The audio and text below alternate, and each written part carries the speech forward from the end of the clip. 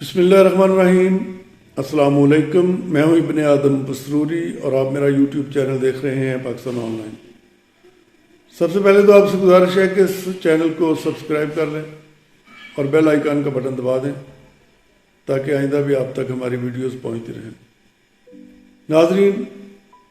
جیسا کہ آپ جانتے ہیں کہ اس سال کے شروع میں پاکستان میں رجیم چینج ہوا اور تجربہ کاروں کی حکومت آ گئی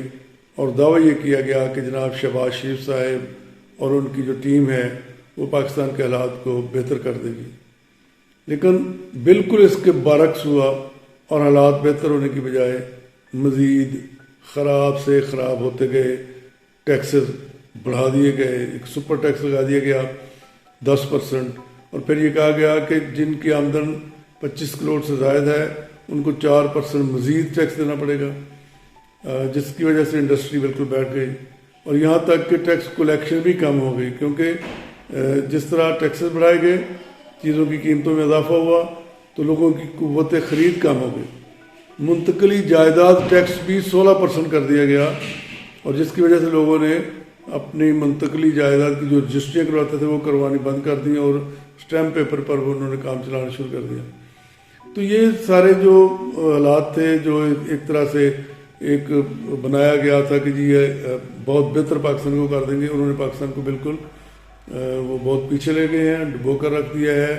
اور پاکستان کا جو معاشی سفینہ ہے وہ اس وقت مکمل طور پر گرداب میں گر چکا ہے اور اس سفینے میں سوراخ کر دیا گیا ہے، کیونکہ جو پی ڈی ایم کی حکومت ہے، جو شہباز شریف صاحب جس کے وزیر اعظم ہیں، انہوں نے اخراجات کم کرنے کی بجائے، ایکسپورٹ بڑھانے کی بجائے اور تارکین وطن کا اعتماد حاصل کرنے کی بجائے الٹا اخراجات بڑھا دیے، مہنگائی کر دی، ٹیکسز بڑھا دیے۔ تو اس سے یہ ہوا کہ لوگوں کی قوت خرید بالکل کم ہو گئی، لوگوں کا اعتماد اٹھ گیا، اور پہلے مفتاح اسماعیل صاحب آئے، ان سے حالات نہ سنبھلے تو اسحاق ڈار صاحب کو بڑے دعوے کے ساتھ لایا گیا کہ یہ آتے ہی جو ہے نا وہ الادین کے چراغ ان کے ہاتھ میں ٹھیک کر دیں گے، وہ بھی ٹھیک نہیں کر سکے، اور پاکستان بالکل جو ہے وہ ایک معاشی دلدل میں پھنس چکا ہے۔ تو اس معاشی دلدل سے نکالنے کے لیے فیصلہ سازوں نے ایک اندیا دیا ہے کہ ٹیکنوکریٹس کی حکومت، ماہرین کی حکومت جو ہے وہ کچھ 6 ماہ سے لے کر 2 سال تک کے لیے آ سکتی ہے، جو بہتر فیصلے کرے گی جو ملکی مفاد میں ہوں گے، اور کہا جا رہا ہے کہ اس سے پاکستان کے حالات میں بہتری آئے گی۔ لیکن ہماری تجویز یہ ہے کہ ایسا تجربہ کرنے کی بجائے آپ پاکستان کو الیکشن کی طرف لے جائیں اور عام انتخابات اور بلدیاتی انتخابات اکٹھے کروا دیے جائیں، اور میں یقین دلاتا ہوں کہ جب آپ اس طرح کا اعلان کریں گے کہ پاکستان میں فوری طور پر انتخابات ہونے جا رہے ہیں